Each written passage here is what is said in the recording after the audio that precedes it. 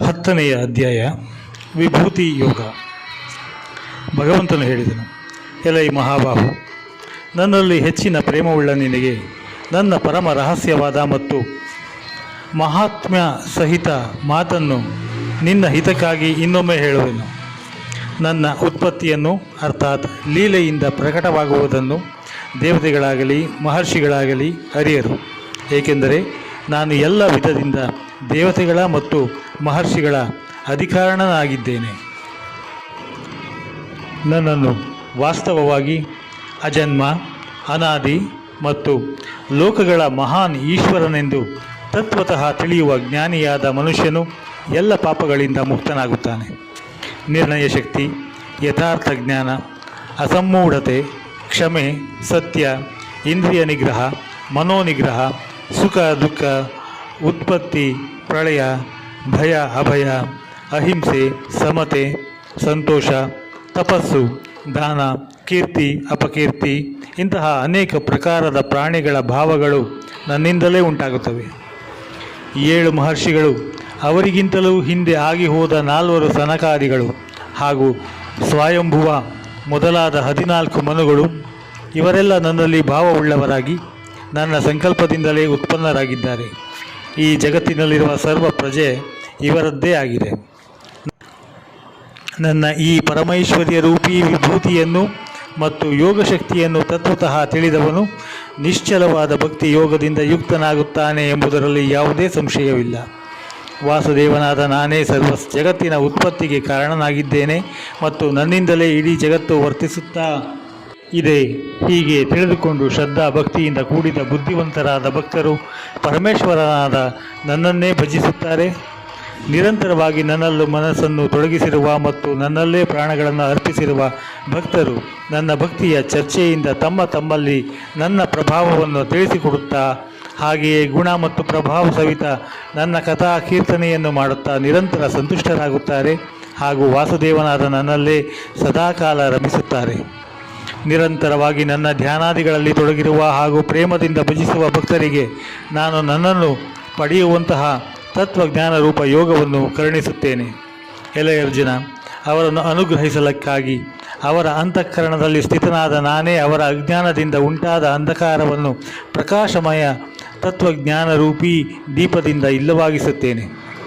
ಅರ್ಜುನನು ಹೇಳಿದನು, ನೀನು ಪರಬ್ರಹ್ಮ, ಪರಮಧಾಮ ಮತ್ತು ಪರಮ ಪವಿತ್ರನಾಗಿರುವೆ, ಏಕೆಂದರೆ ನಿನ್ನನ್ನು ಎಲ್ಲ ಋಷಿಗಳು ಸನಾತನ ದಿವ್ಯ ಪುರುಷನೆಂದು, ದೇವಾದಿ ದೇವನೆಂದು, ಅಜನ್ಮ ಮತ್ತು ಸರ್ವವ್ಯಾಪಿ ಎಂದು ಹೇಳುತ್ತಾರೆ. ದೇವರ್ಷಿ ನಾರದರು ಹಾಗೂ ಅಸಿತರು, ದೇವಲ ಋಷಿಗಳು, ಮಹರ್ಷಿ ವೇದವ್ಯಾಸರೂ ಕೂಡ ಹಾಗೆಯೇ ಹೇಳುತ್ತಾರೆ. ಸ್ವತಃ ನೀನು ಕೂಡ ನನ್ನಲ್ಲಿ ಹಾಗೆಯೇ ಹೇಳುತ್ತೀಯೆ. ಇಲೈ ಕೇಶವ, ನೀನು ನನಗೆ ಹೇಳಿರುವುದೆಲ್ಲವೂ ನಾನು ಸತ್ಯವೆಂದೇ ತಿಳಿಯುತ್ತೇನೆ. ಹೇ ಭಗವಂತನೇ, ನಿನ್ನ ಲೀಲಾಮಯ ಸ್ವರೂಪವನ್ನು ದಾನವರಾಗಲಿ ದೇವತೆಗಳಾಗಲಿ ಅರಿಯರು. ಹೇ ಭೂತಗಳನ್ನು ಉತ್ಪನ್ನ ಮಾಡುವವನೇ, ಭೂತಗಳ ಒಡೆಯನೇ, ದೇವಾದಿ ದೇವನೇ, ಜಗತ್ಸ್ವಾಮಿಯೇ, ಪುರುಷೋತ್ತಮನೇ, ನೀನು ಸ್ವತಃ ತನ್ನಿಂದಲೇ ತನ್ನನ್ನು ಅರಿಯುತ್ತೀಯೇ. ಆದ್ದರಿಂದ ಎಲೈ ಭಗವಂತನೇ, ಯಾವ ವಿಭೂತಿಗಳಿಂದ ನೀನು ಈ ಎಲ್ಲ ಲೋಕಗಳನ್ನು ಸ್ಥಾಪಿಸಿ ಸ್ಥಿತನಾಗಿರುವೆಯೋ ಆ ನಿನ್ನ ದಿವ್ಯ ವಿಭೂತಿಗಳನ್ನು ಪೂರ್ಣವಾಗಿ ತಿಳಿಸಲು ನೀನೇ ಸಮರ್ಥನಾಗಿರುವೆ. ಎಲೈ ಯೋಗೇಶ್ವರನೇ, ನಾನು ಯಾವ ವಿಧದಿಂದ ನಿರಂತರ ಚಿಂತನೆ ಮಾಡುತ್ತಾ ನಿನ್ನನ್ನು ಅರಿಯಲಿ. ಭಗವಂತನೇ, ನಿನ್ನನ್ನು ಯಾವ ಭಾವಗಳಿಂದ ನಾನು ಚಿಂತಿಸಲಿ. ಎಲೈ ಜನಾರ್ದನನೇ, ನಿನ್ನ ಯೋಗ ಶಕ್ತಿಯನ್ನು ಮತ್ತು ವಿಭೂತಿಗಳನ್ನು ಪುನಃ ವಿಸ್ತಾರವಾಗಿ ತಿಳಿಸು, ಏಕೆಂದರೆ ನಿನ್ನ ಅಮೃತಮಯ ವಚನಗಳನ್ನು ಕೇಳಿದಷ್ಟೂ ತೃಪ್ತಿಯಾಗುವುದಿಲ್ಲ. ಅರ್ಥಾತ್ ಕೇಳಬೇಕೆನ್ನುವ ಉತ್ಕಂಠತೆ ಹೆಚ್ಚುತ್ತಾ ಇದೆ.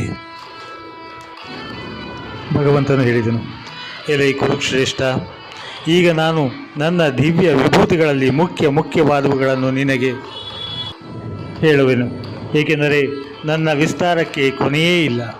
ಎಲೆ ಅರ್ಜುನ, ನಾನು ಎಲ್ಲ ಪ್ರಾಣಿಗಳ ಹೃದಯಗಳಲ್ಲಿ ಇರುವ ಆತ್ಮನಾಗಿದ್ದೇನೆ. ಹಾಗೆಯೇ ಸಮಸ್ತ ಪ್ರಾಣಿಗಳ ಆದಿ, ಮಧ್ಯ ಮತ್ತು ಅಂತ್ಯವೂ ನಾನೇ ಆಗಿದ್ದೇನೆ. ಅದಿತಿಯ 12 ಪುತ್ರರಲ್ಲಿ ವಿಷ್ಣು ನಾನು ಮತ್ತು ಜ್ಯೋತಿಗಳಲ್ಲಿ ಕಿರಣಗಳುಳ್ಳ ಸೂರ್ಯನು ನಾನು. 49 ವಾಯುದೇವತೆಗಳ ತೇಜಸ್ಸು ಮತ್ತು ನಕ್ಷತ್ರಗಳ ಅಧಿಪತಿ ಚಂದ್ರನು ನಾನು. ವೇದಗಳಲ್ಲಿ ಸಾಮವೇದವು ನಾನು. ದೇವತೆಗಳಲ್ಲಿ ಇಂದ್ರ, ಇಂದ್ರಿಯಗಳಲ್ಲಿ ಮನಸ್ಸು ಮತ್ತು ಭೂತ ಪ್ರಾಣಿಗಳ ಚೈತನ್ಯ ಅಂದರೆ ಜೀವನ ಶಕ್ತಿಯು ನಾನಾಗಿದ್ದೇನೆ. ಏಕಾದಶ ರುದ್ರರಲ್ಲಿ ಶಂಕರನು ನಾನು ಮತ್ತು ಯಕ್ಷ ರಾಕ್ಷಸರಲ್ಲಿ ಧನಾಧಿಪತಿ ಕುಬೇರ ನಾನಾಗಿದ್ದೇನೆ. ಅಷ್ಟ ವಸುಗಳಲ್ಲಿ ಅಗ್ನಿ ಹಾಗೂ ಪರ್ವತಗಳಲ್ಲಿ ಸುಮೇರು ಪರ್ವತ ನಾನಾಗಿದ್ದೇನೆ. ಪುರೋಹಿತರಲ್ಲಿ ಮುಖ್ಯ ಬೃಹಸ್ಪತಿ ನಾನೆಂದು ತಿಳಿ. ಪ್ರಾರ್ಥನೆ: ಸೇನಾಪತಿಗಳಲ್ಲಿ ಸ್ಕಂದನು ಮತ್ತು ಜಲಾಶಯಗಳಲ್ಲಿ ಸಮುದ್ರವೂ ನಾನೇ. ಮಹರ್ಷಿಗಳಲ್ಲಿ ಭೃಗು ನಾನು ಮತ್ತು ಶಬ್ದಗಳಲ್ಲಿ ಏಕಾಕ್ಷರ ಅಂದರೆ ಓಂಕಾರ ನಾನಾಗಿದ್ದೇನೆ. ಎಲ್ಲ ಪ್ರಕಾರದ ಯಜ್ಞಗಳಲ್ಲಿ ಜಪಯಜ್ಞವು ಹಾಗೂ ಸ್ಥಿರವಾಗಿರುವವರಲ್ಲಿ ಹಿಮಾಲಯ ಪರ್ವತವು ನಾನೇ ಆಗಿದ್ದೇನೆ. ಎಲ್ಲ ವೃಕ್ಷಗಳಲ್ಲಿ ಅಶ್ವತ್ಥವು, ದೇವರ್ಷಿಗಳಲ್ಲಿ ನಾರದ ಮುನಿಯು, ಗಂಧರ್ವರಲ್ಲಿ ಚಿತ್ರರಥನು ಮತ್ತು ಸಿದ್ಧರಲ್ಲಿ ಕಪಿಲ ಮುನಿಯು ನಾನೇ ಆಗಿದ್ದೇನೆ. ಕುದುರೆಗಳಲ್ಲಿ ಅಮೃತದ ಜೊತೆಯಲ್ಲಿ ಉತ್ಪನ್ನವಾದ ಉಚ್ಚೈಶ್ರವ ಎಂಬ ಕುದುರೆಯು, ಶ್ರೇಷ್ಠವಾದ ಆನೆಗಳಲ್ಲಿ ಐರಾವತ ಎಂಬ ಆನೆಯು ಹಾಗೂ ಮನುಷ್ಯರಲ್ಲಿ ರಾಜನು ನಾನೆಂದು ತಿಳಿ. ನಾನು ಶಸ್ತ್ರಗಳಲ್ಲಿ ವಜ್ರಾಯುಧವು, ಗೋವುಗಳಲ್ಲಿ ಕಾಮಧೇನುವು, ಶಾಸ್ತ್ರೋಕ್ತವಾಗಿ ಸಂತಾನೋತ್ಪತ್ತಿಗೆ ಕಾರಣವಾಗುವ ಕಾಮದೇವನಾಗಿದ್ದೇನೆ ಮತ್ತು ಸರ್ಪಗಳಲ್ಲಿ ಸರ್ಪರಾಜ ವಾಸುಕಿ ನಾನಾಗಿದ್ದೇನೆ. ನಾಗಗಳಲ್ಲಿ ಆದಿಶೇಷನು ಮತ್ತು ಜಲಚರಗಳ ಅಧಿಪತಿ ವರುಣ ದೇವತೆ ನಾನಾಗಿದ್ದೇನೆ. ಪಿತೃದೇವತೆಗಳಲ್ಲಿ ಆರ್ಯಮ ಎಂಬ ಪಿತೃವು ಹಾಗೂ ಶಾಸನ ಮಾಡುವವರಲ್ಲಿ ಯಮಧರ್ಮನು ನಾನೇ. ದೈತ್ಯರಲ್ಲಿ ಪ್ರಹ್ಲಾದನು ನಾನು ಮತ್ತು ಎಣಿಸುವುದರಲ್ಲಿ ಸಮಯವು ನಾನಾಗಿದ್ದೇನೆ. ಮೃಗಗಳಲ್ಲಿ ಮೃಗರಾಜ ಸಿಂಹ ಹಾಗೂ ಪಕ್ಷಿಗಳಲ್ಲಿ ಗರುಡನು ನಾನಾಗಿದ್ದೇನೆ.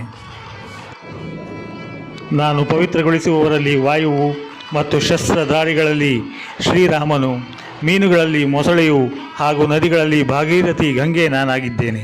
ಎಲೆ ಅರ್ಜುನ, ಸೃಷ್ಟಿಯ ಆದಿ ಮಧ್ಯ ಮತ್ತು ಅಂತ್ಯ ನಾನೇ ಆಗಿದ್ದೇನೆ. ವಿದ್ಯೆಗಳಲ್ಲಿ ಬ್ರಹ್ಮವಿದ್ಯೆ ಹಾಗೂ ಪರಸ್ಪರ ವಾದ ಮಾಡುವವರಲ್ಲಿ ತತ್ವ ನಿರ್ಣಯಕ್ಕಾಗಿ ಮಾಡುವ ವಾದವು ನಾನೇ ಆಗಿದ್ದೇನೆ. ಅಕ್ಷರಗಳಲ್ಲಿ ಅಕಾರವು ಮತ್ತು ಸಮಾಸಗಳಲ್ಲಿ ದ್ವಂದ್ವ ಸಮಾಸವು ನಾನೇ.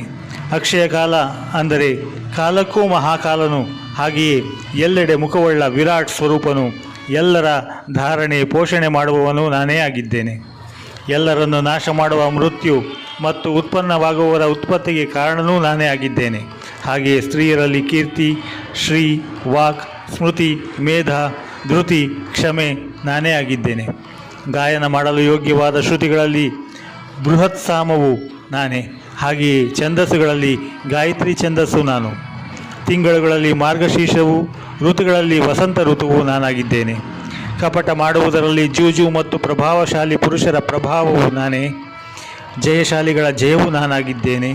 ನಿಶ್ಚಯಿಸುವವರ ನಿಶ್ಚಯಾತ್ಮಿಕ ಬುದ್ಧಿ ಹಾಗೂ ಸಾತ್ವಿಕ ಪುರುಷರ ಸಾತ್ವಿಕ ಭಾವ ನಾನೇ.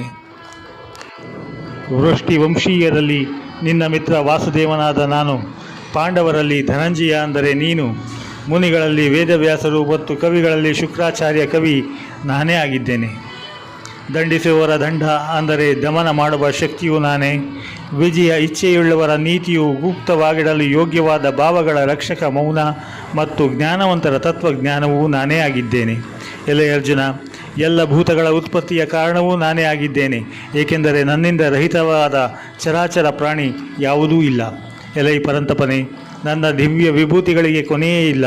ನನ್ನ ವಿಭೂತಿಗಳ ವಿಸ್ತಾರವಾದರೂ ಸ್ವಲ್ಪದರಲ್ಲಿ ಹೇಳಿದ್ದೇನೆ.